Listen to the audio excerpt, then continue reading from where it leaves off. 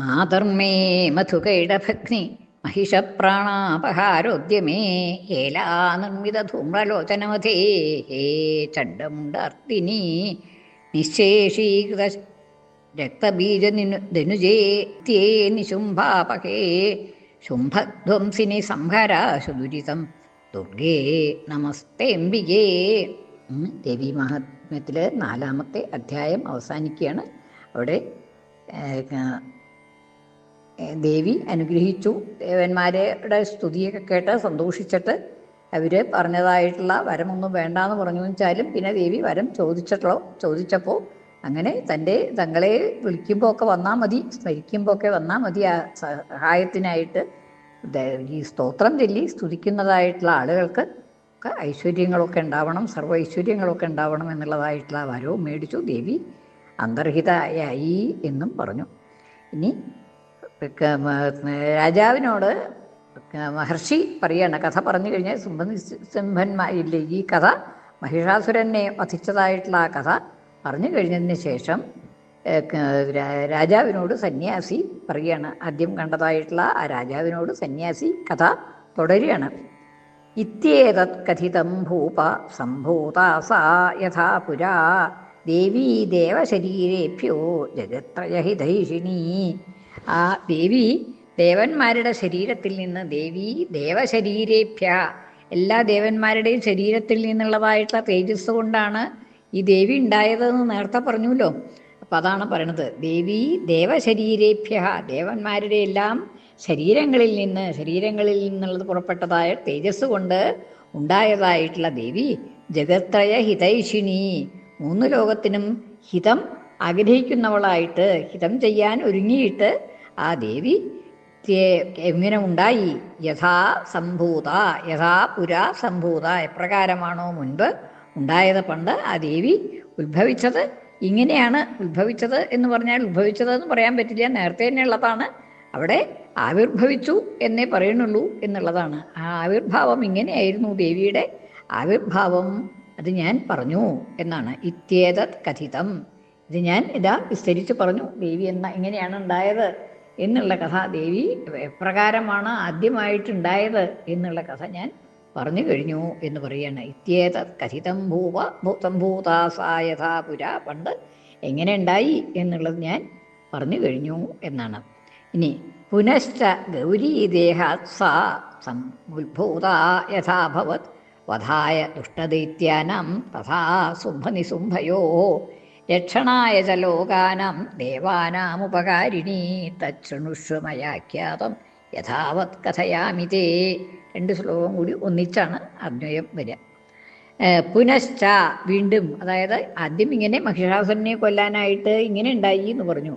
അത് കഴിഞ്ഞതിന് ശേഷം പുനശ്ച പുനഃച, വീണ്ടും, ഗൗരീദേഹാത്, ഗൗരിയുടെ ദേഹത്തിൽ നിന്ന്, സാ സമുദ്ഭൂത, പാർവതിയുടെ ദേഹത്തിൽ നിന്ന് ഉണ്ടായി, ആദ്യം ആവിർഭവിച്ചു എന്നുള്ളതാണ്. യഥാ അഭവത്, എപ്രകാരമാണോ വീണ്ടും ഗൗരിയുടെ ദേഹത്തിൽ നിന്ന് ആ ദേവി ആവിർഭവിച്ചത് എന്ന്. എന്തിനാണ് ആവിർഭവിച്ചത്? വധായ ദുഷ്ടദൈത്യാനാം തഥാ ശുംഭനിശുംഭയോ, ദുഷ്ടദൈത്യാനാം വധായ, ദുഷ്ടന്മാരായിട്ടുള്ള ദൈത്യന്മാരുണ്ടായി പിന്നീടും, അപ്പം അവരെ വധിക്കാനായിട്ടും, പിന്നെ തഥാ ശുംഭനിശുംഭയോ, ശുംഭൻ നിശുംഭൻ എന്നുള്ളതായിട്ടുള്ള 2 അസുരന്മാരെ വധിക്കാനായിട്ടും, മറ്റു ദുഷ്ടന്മാരായിട്ടുള്ള ദൈത്യന്മാരെയും ശുംഭനിശുംഭന്മാർ എന്ന് പറയുന്നതായിട്ടുള്ള ആ 2 അസുരന്മാരുടെയും വധത്തിനായിട്ട്, യഥാ, എപ്രകാരമാണോ ആ ദേവി ഗൗരീദേഹാത്, ഗൗരിയുടെ ദേഹത്തിൽ നിന്ന് സമുദ്ഭൂതയായത് എന്നുള്ളത്. ഇനി അതിനു മാത്രമല്ല, രക്ഷണായ ച ലോകാനാം, ലോകത്തെ മുഴുവൻ രക്ഷിക്കാൻ വേണ്ടിയിട്ടും, ശുംഭനിശുംഭന്മാരെയും മറ്റ് ദൈത്യന്മാരെയും വധിക്കാൻ വേണ്ടിയും, ലോകത്തെ രക്ഷിക്കാൻ വേണ്ടിയും, തഥാ രക്ഷണായ ച ലോകാനാം ദേവാനാം ഉപകാരിണി, ദേവന്മാർക്ക് ഉപകാരം ചെയ്യുന്നവളായി, ഉപകാരം ചെയ്യുന്നവളായി എപ്രകാരമാണോ വീണ്ടും ഉത്ഭവിച്ചത് എന്ന് തച്ഛൃണുഷ്വ, അത് കേട്ടുകൊള്ളൂ. മയാ ആഖ്യാതം, ഞാൻ പറയാം. മയാ ആഖ്യാതം പറയപ്പെട്ടത്, എന്നാൽ പറയപ്പെട്ടതായിട്ട് ഞാൻ അതൊക്കെ പറയാം എന്നുള്ളതാണ്. അങ്ങനെ അതൊക്കെ കേട്ടുകൊള്ളൂ. യഥാവത് കഥയാമി തേ, എങ്ങനെയാണ് ഉണ്ടായത് എന്നുള്ളതൊക്കെ തേ കഥയാമി, ഞാൻ അങ്ങയോട് പറയാം. ഇനി രണ്ടാമത് ഗൗരിയുടെ ദേഹത്തിൽ നിന്ന് ആ ദേവി എങ്ങനെയാണ് ഉത്ഭവിച്ചത്, എന്തിനു വേണ്ടിയിട്ട്? ശുംഭനിശുംഭന്മാരെ വധിക്കാൻ വേണ്ടിയും അതുപോലെയുള്ളതായിട്ടുള്ള ദൈത്യന്മാരെ വധിക്കുന്നതിനും വേണ്ടി. എന്തിനു വേണ്ടിയിട്ട് വധിക്കണു? ദേവന്മാരുടെയും ലോകത്തിൻ്റെയും രക്ഷണത്തിനായിട്ട് ദേവി ദേവി ഗൗരിയുടെ ദേഹത്തിൽ നിന്ന് സഞ്ജാതയായി വീണ്ടും എന്നുള്ളതാണ്. അതെങ്ങനെയാണെന്ന് ഞാൻ പറയാം, കേട്ടോളൂ എന്നാണ്. അതോടുകൂടിയിട്ട് ആ 4-ാമത്തെ അധ്യായം അവസാനിക്കുകയാണ്. ഇനി 5-ാമത്തെ അധ്യായമാണ് തുടങ്ങുന്നത്. ആദ്യം പുരാ ശുംഭനിശുംഭാഖ്യ വസുരൗ ഘോരദർശനൗ അപ്രാപ്ത യൗവനാവേവ ചേരതുസ്തപ ഉത്തമം വർഷാണാമയുധം രാജൻ ദിവ്യം വിസ്മാപനപ്രദം നിരാഹാരോ മഹാരാജ പുഷ്കരേ ലോകപാവനേ. ഇനി അതാണ് ദേവി ഉണ്ടാവണ അതിനുള്ളതായിട്ടുള്ള കഥ പറയുകയാണ്. പുരാ, പണ്ട്, ശുംഭനിശുംഭാഖ്യൗ അസുരൗ, ശുംഭൻ നിശുംഭൻ എന്നു പേരായ ആഖ്യയോടുകൂടിയ പേരോടുകൂടിയ 2 അസുരന്മാർ, ഘോരദർശനവും, ഘോരമായ ദർശനത്തോടുകൂടി, കണ്ടാൽ വളരെ ഭീകരമായിട്ടുള്ള രൂപത്തോടു കൂടിയതായ 2 അസുരന്മാർ, ശുംഭനിശുംഭന്മാർ എന്ന് പറയുന്നതായിട്ടുള്ള അസുരന്മാർ.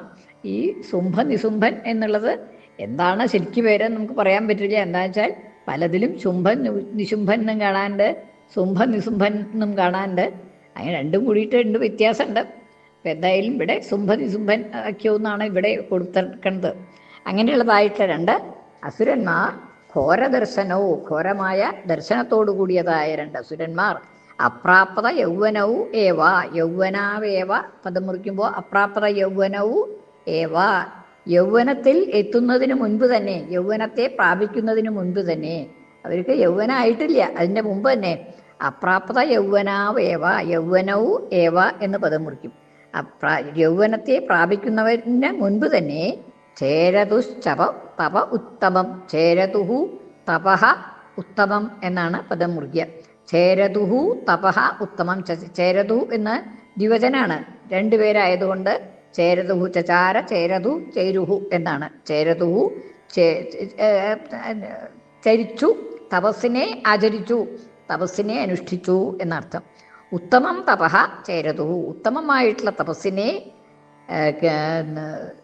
അനുഷ്ഠിച്ചു, തപസ് അനുഷ്ഠിച്ചു, തപസ് ചെയ്തു എന്ന്. ഉത്തമമായിട്ടുള്ളത്, കേമമായിട്ടുള്ള ഗംഭീരമായിട്ടുള്ള തപസ് ചെയ്തു. യൗവനം പ്രാപിക്കുന്നതിന് മുൻപ് തന്നെ അതിഗംഭീരമായിട്ടുള്ള തപസ്സിനെ അനുഷ്ഠിച്ചു എന്നുള്ളതാണ്. എങ്ങനെയാണത്?